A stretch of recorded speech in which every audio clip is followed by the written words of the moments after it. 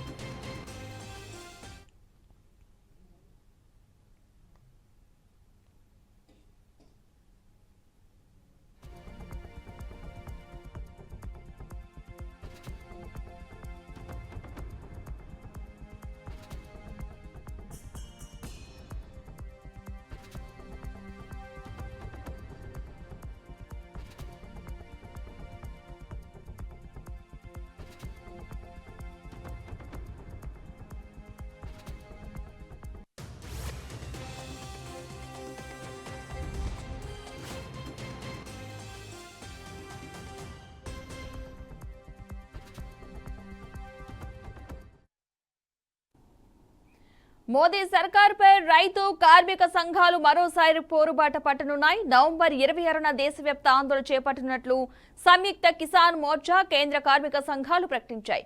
పంటలకు ఎంఎస్పీతో పాటు రైతుల ఇతర డిమాండ్లను కేంద్రం నిర్లక్ష్యం చేస్తోందని, బడ్జెట్లోనూ పట్టించుకోలేదని విమర్శించాయి. త్వరలో ఎన్నికలు జరగనున్న 4 రాష్ట్రాల్లో బీజేపీని ఓడించేందుకు క్షేత్రస్థాయిలో పనిచేయాలని నిర్ణయించాయి.